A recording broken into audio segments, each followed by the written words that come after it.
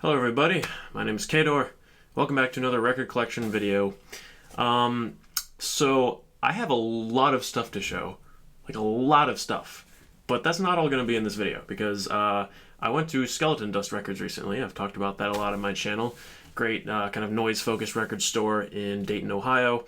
And I also went to a store in Ann Arbor, Michigan called Encore Records that was kind of having a sale because I guess they were moving and everything was like $1. So I got like 17, noise experimental kind of albums there, plus a bunch more stuff at Skeleton Dust. So I have tons of stuff that I haven't listened to yet. Like I haven't listened to most of it. So I got to do that, and then I will show them all off in a video. But for now, I still have enough stuff to fill up a video. I felt like that I've just gotten over the summer. And yeah, so there's some kind of classic albums that, most of you are probably aware of that I picked up here, as well as a few little tapes. So I'll start with the tapes. So there's these three. I actually forgot to show these off in the last video. I actually got them before then. I just forgot they existed. And these I got at Rhizome, which is a venue that I've played at in DC, and that does kind of experimental music and art and stuff. They're very cool. And they were just giving away these tapes for free, basically, so I just picked up a few that I thought looked interesting, and I guess I could tell pretty well, because they're like noise and free improv stuff. So this first one here is just completely like unmarked on the outside, and the tape is this kind of cool like paint splotch on it. And I just kind of thought it looked like a noise release, and I was right. So you open it up then, and there's this little card inside that says, Dr. Quinn Medicine Woman, Greatest Hits, USA. Which, kind of funny. Doesn't really look like it'd be a noise album based on this, but it is. And the insert's just like this big thing. Yeah, abstract noise art, basically. So, this album isn't good. It's not good noise. Very lo-fi, very rumbly, bassy, not harsh at all, but yeah, just no interesting sounds at all. It's really just rumbly, like muddy nothingness. It's not unpleasant to listen to, but it's also very boring and substanceless. So can't say I recommend it, but hey, it's noise. And then a couple more here. So I genuinely don't remember which one's which with these, because they both sound really similar. They're both kind of just like free improv, so mostly acoustic. I think some electronics are worked into. It's like free jazz, but not jazzy and with other weird instruments, basically. There's just improvisation kind of going off the rails. It's mostly pretty noisy, but there are some quieter sections.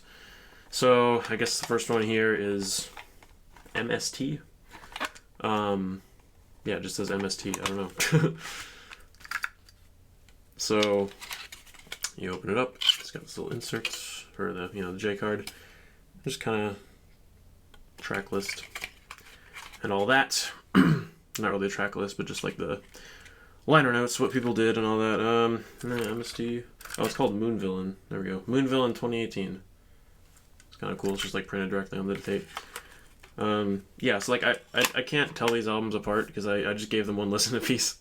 I probably should return to them, but they both sounded pretty similar to my ears. I mean, I'm not like super well versed in that kind of free improv style, so I'm sure they would sound different to seasoned free improv listeners. But this one then is actually a split between, and I just got this for the band names, to be honest, Vibrating Skull Trio and Hoogland/Packard. And the Vibrating Skull Trio side is called Seed Blunt, and the Hoogland Packard side is called AC/DC. So a lot of interesting names there. A pretty cool cover art too. That reminds me of like Orange Milk Records stuff. I keep like the camera is like inversed, so if I move to the left, it moves to the right, and it really confuses me. So sorry, I keep putting stuff off screen. Anyway, tape is pink, very nice, and then yeah, it has like the track list here and just kind of the liner notes and whatnot there. Yeah, again, just like cool free improv. Both of these tapes are really well done and good for what they are. Not like 100% my kind of thing, but I still enjoy them for sure. So yeah, cool little free finds at Rhizome. And the other tape that I want to show here is so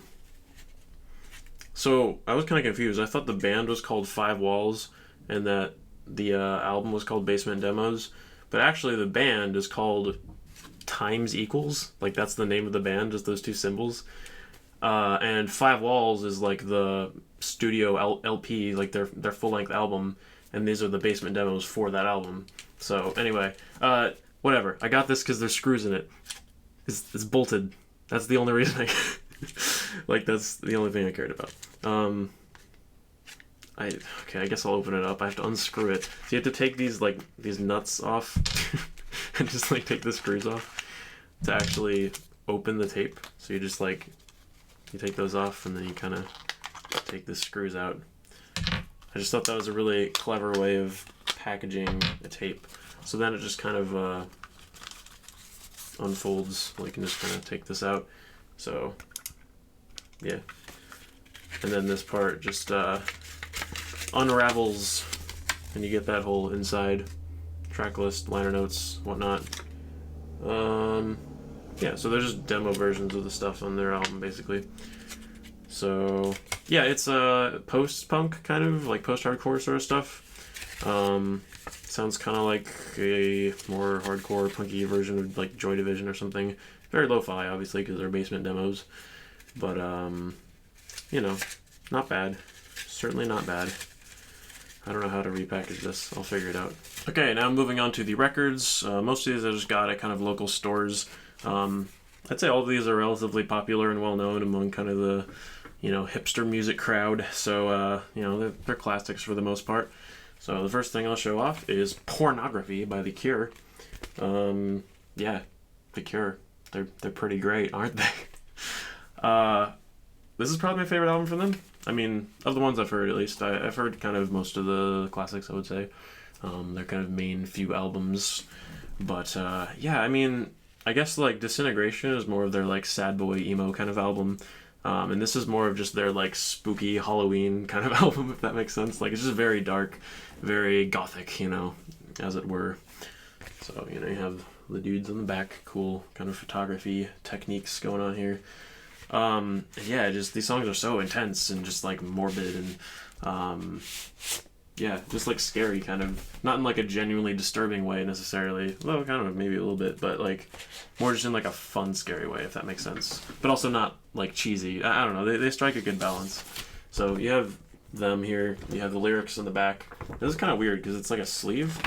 Looks like you're supposed to put the record in here, but the record has its own paper sleeve, so I just kind of keep it separate. But and this is like one of the reissues that was remastered by Robert Smith, I guess. I didn't know he did mastering, but you know, that's cool, I guess.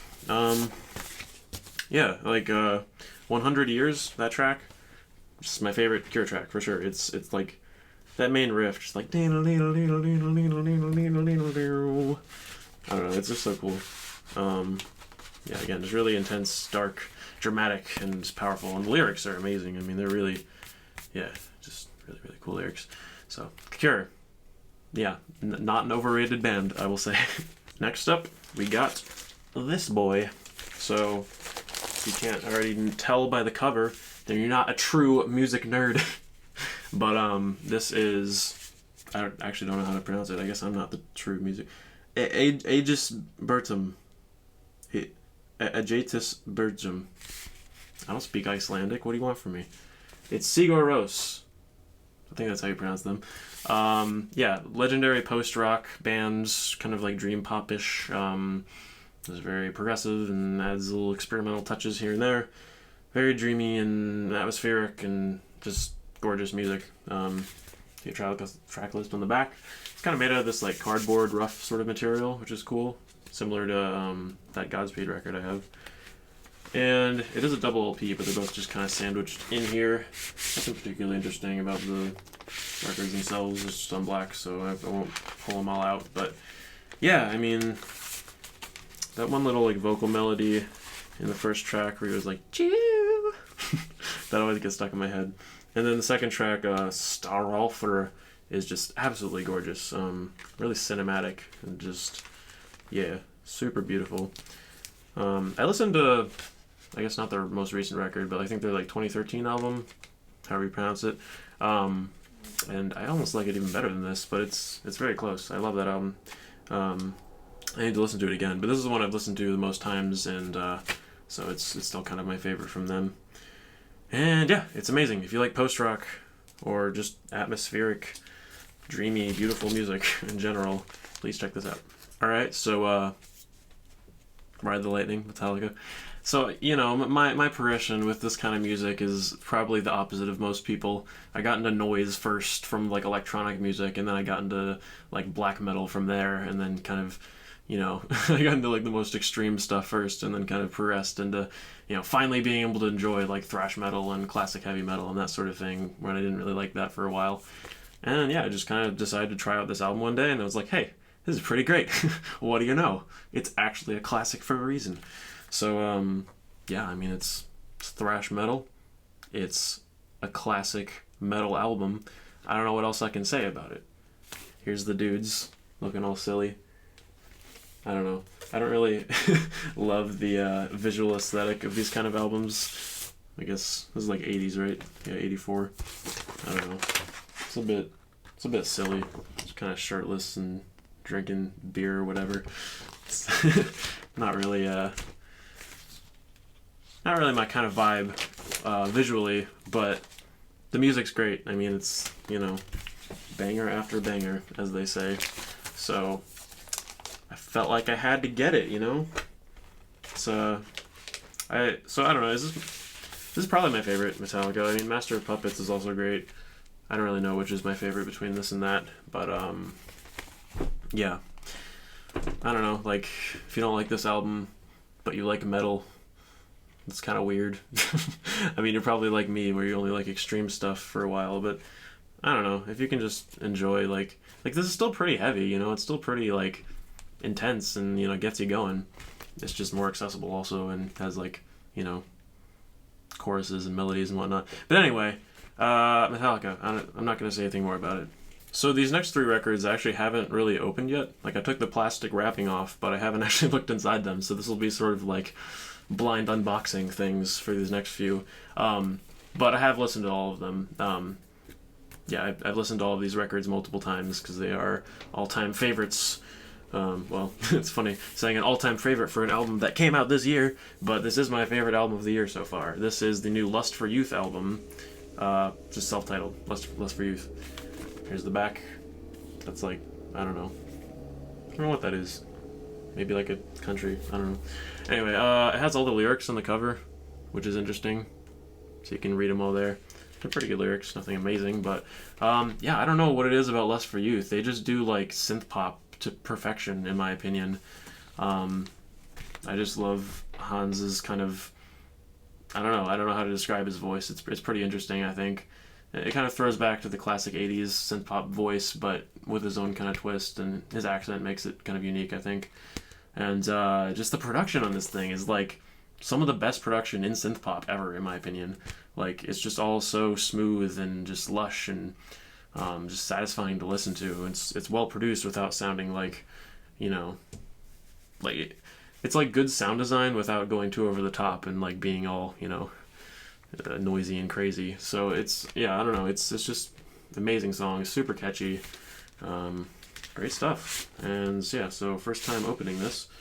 Let's see, we got one of the dudes and another one of the dudes. That's Hans, I can tell, the vocalist, the main guy. I guess this is the other man, Mulf Fisher, who I believe his project is Scandinavian Star, which is also really great. He makes like deconstructed club post-industrial stuff under that name. That's really great also. So yeah, just a few little credits and whatnot, and also bada bang, clear vinyl. Oh my gosh.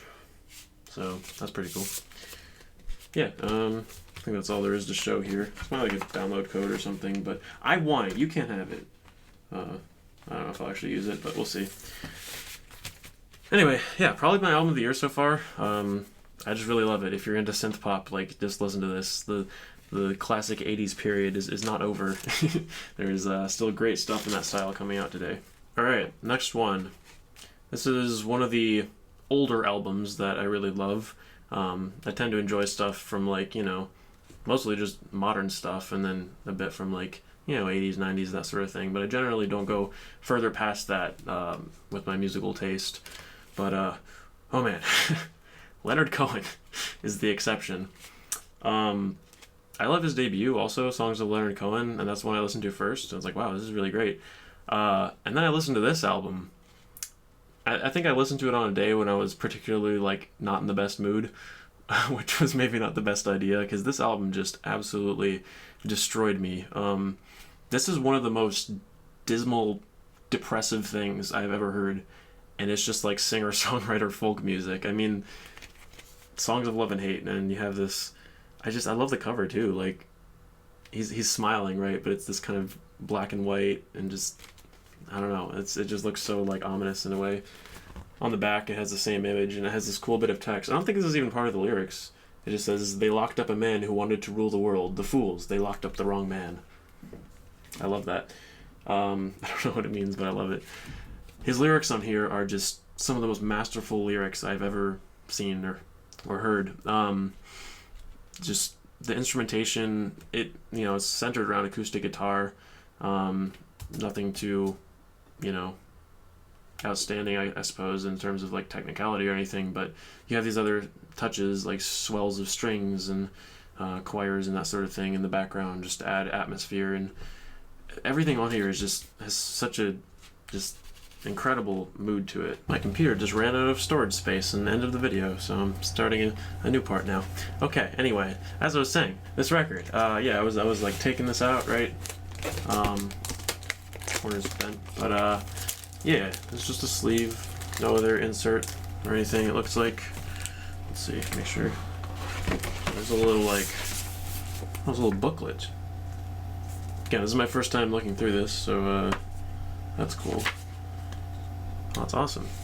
I think it shows the lyrics, probably? Or no? Okay, it's just like the liner notes and stuff. That's really cool. It's made out of a cool material. It feels like very, I don't know, organic, if that makes sense. So just a track list, and that's awesome. Cool little booklet. But yeah, anyway, yeah.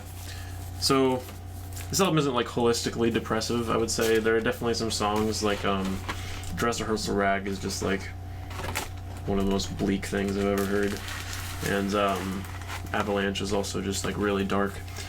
But there are some, I guess, more happy, hopeful songs in here too. But I'd say it's all pretty melancholic and just like,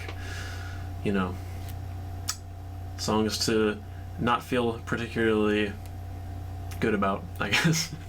But it's it's just an incredibly powerful emotional experience, and if you think you can't like just like singer-songwriter music, but you listen to like really dark, heavy music or something, like this is just about the darkest and heaviest music you can listen to, emotionally heavy. So yeah, can't give enough praise to Leonard Cohen and just what he's able to do with so little. Musically speaking, is just incredible. And finally, for this video, while I was in Michigan, I found this in a record store, and I felt like I had to buy it because it's Michigan. You can't just not buy Michigan in Michigan. And also, this is just an amazing album, as is pretty much every album from Sufjan Stevens. Yeah, like, what can I say? It's just like chamber, pop, folk, really lavishly arranged, orchestrated, just beautiful, soft pieces of music, and it's all gorgeous and amazing. And yeah, there's a really long essay here on the back about Michigan, basically. I admit I haven't really read it all, but also there's a side D of bonus outtakes. I guess I should have probably listened to this before I showed it off in the video, because I haven't actually heard side D on many of those songs, but the rest of it is excellent. And yeah, just, if you know Sufjan, you know, well, he changes his style up from album to album, but this is definitely in the similar vein of like Illinois and Seven Swans and that sort of thing. And yeah, it's just it's right up there with some of his best material in my opinion. So definitely amazing stuff. And there's a gatefold, lyrics on this side, looks like, and map of Michigan, and some liner notes down there. And yeah, just looks like an album in each side. It's double LP, of course. Make sure it's just black. Nothing particularly special. But yeah, I don't know, Sufjan makes really beautiful, kind of melancholic but also happy in some ways music that is it's just great. I don't know what else to say about it, but I got Michigan and Michigan. That's all that matters. So yeah, that's it. Thank you for watching. I will come with more of these videos pretty soon. I'm gonna head off to college in a few days, so I'll have to record from the dorm room, I guess. Just wait till my roommate's out of there. But yeah, so I'm gonna show off a bunch of noise, and I might even have to split it into 2 more videos just because I have so much stuff. But it'll take me a while, at least a few weeks, to get through everything that I bought. It's a lot of stuff to listen to. But I will show that all off soon enough. And for now, I hope you enjoyed this video. So, yeah, thanks for watching. See ya!